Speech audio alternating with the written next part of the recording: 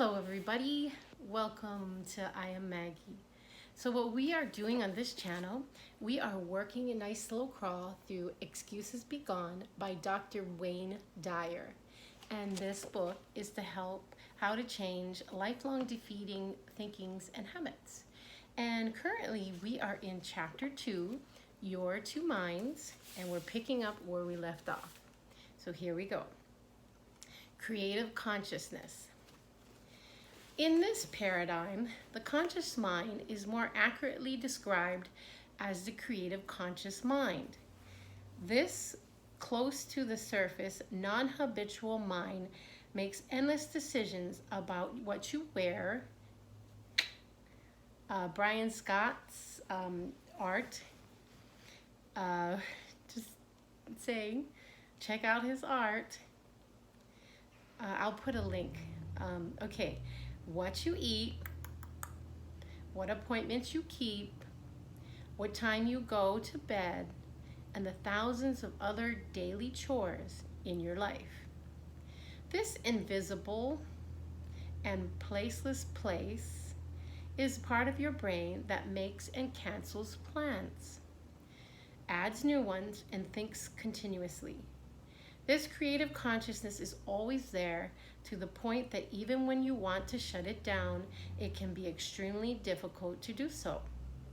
So this is kind of the part that we see when people have, dementia, Alzheimer's, or maybe they're poisoned by chemicals in their workplace or the environment, or even, have like some type of event. It's kind of that part is off. So the thoughts keep coming, and healthy, so to speak. What an immeasurable benefit to consider that this vast, mysterious mind is really part of the source that creates everything, as Spinoza suggests. So it's like we are clay jars, we are the temple of God, and he is dropping in these ideas into us, and it's up to us to pick them up and run with the ball. So the ideas coming from the universe are endless. So if your mind is a creator, and you all are, your minds are creators, just as God's mind is a creator of the universe, then it can perform at the absolutely highest imaginable, highest level imaginable. So that is something I just put that favor on you, that all of your minds, you have the mind of the creator, that your minds are creative, that God's mind is a creator of the universe, and so is yours, because you have God's fractal in you, so you are part of the universe, and essentially the universe is playing out within you. So what universe are you creating? Okay, the creative force asks for nothing and has no ego.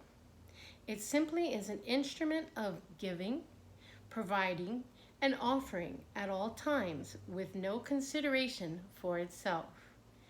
Put another way, the highest calling of your conscious creative mind is to be the human equivalent of God's mind. And we're getting there.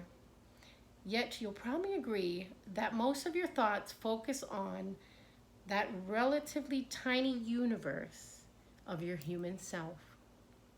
So kind of like the ego edging God out, right? And more, instead of like service to others with balance, more selfish and self-serving. But anyway, we do know we need to be giving from a full cup. We need to take care of ourselves so our gift is pure and not covert and overt. So here we go.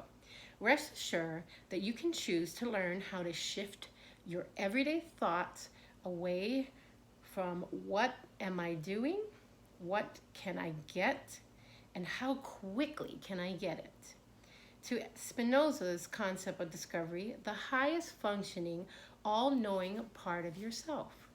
This may sound like a tall order, but I guarantee that reprogramming your creative conscious mind is really a simple matter. The endless thoughts of me are close to the surface and highly susceptible to change. You'll have the opportunity to practice this when you study the paradigm for eliminating excuses in the third part of this book. And so right now we're in the first part of this book. Okay, so moving on, this subcategory is creative consciousness. So here we go. The creative conscious mind can do almost anything you instruct it to do. It can change thoughts at your bidding, practice affirmations you create, wander in blissful meditation at your invitation, and learn almost any new skill at your insistence. It can think of everything you direct it to. Your mind can think everything it's directed to. So what are you directing it to? I challenge you on this.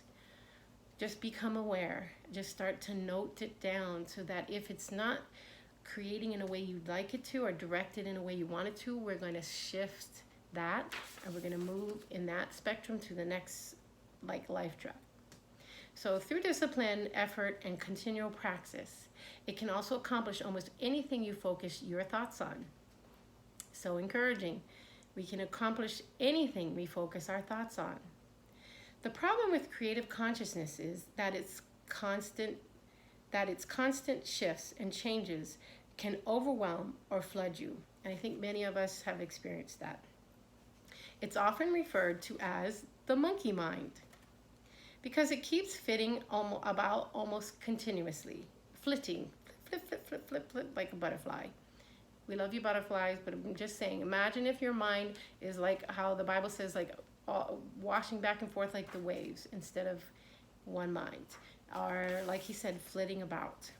So the monkey mind, because it keeps flitting about almost continuously, first having one thought, then another, then still another.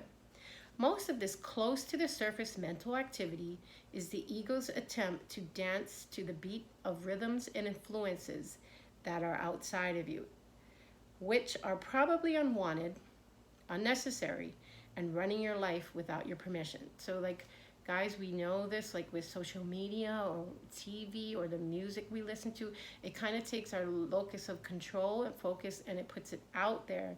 So instead of us stepping up and living our lives or taking action towards our goals, we sort of sit back in a sleep state. So I want to encourage you to get up. So your creative consciousness has developed a weak connections that's full of static. So its signals from a part of an infinite intellect of God are silenced by an ego-based accompaniment that broadcasts what's in it for me, how do I look, how much money can I make, how can I get ahead, whom do I have to please, why are there so many demands on me, and on those thoughts come and then go and then come right back. So kind of like commercials, except they're running around you and affecting your ability to hear the clear messages from God. So there's a static evidence that the conscious mind occupies approximately 5% of the total workings of the brain, leaving 95% to the realm of the subconscious. I think as we continue to go, those numbers are going to start shifting as people become more awake and alert. But the basic premise is there, that 5%, basically the mind occupies 5% of the total workings of the brain, leaving 95% to the realm of the subconscious. So 95% can be laying underneath the waters. Percentages interest me less than the ability to sense your mind as not some amorphous component in your being that's constantly changing from one ego-based thought to another, but rather as evidence of your nature or your connection to the infinite intellect of creation. This style of magnificent alerts you to your ability to access the highest function of your brain. So that is powerful, and it's an incredible gifts in there. Okay, very empowering. Okay, let's do that again. The percentages interest Wayne Dyer less than the ability to sense that your mind as not some amorphous component of your being that's constantly changing from one ego-based thought to another, but rather as evidence of your nature or your connection to the infinite intellect of creation. So you are connected to the infinite intellect of creation, which means, as like Joe Dispenza has in his videos and also his meditation, I am a genius, right? Not in this ego like I'm a genius, but I have the ability of genius because I am created to the intellect of the creator. So the style of magnificent respect alerts you to your ability to access the higher function of your mind. And so that just tells you wherever you are at in this world, wherever you're functioning at, we can tap into the intellect of God. And if your mind, you don't feel like you're performing at the best, if you continue to work at this, you can get your mind high functioning, excuses be gone, creating beauty in this universe. So again, I want to challenge you. What kind of thoughts you have? What kind of universe are you creating? I would love to hear in the comments. Subscribe and like now.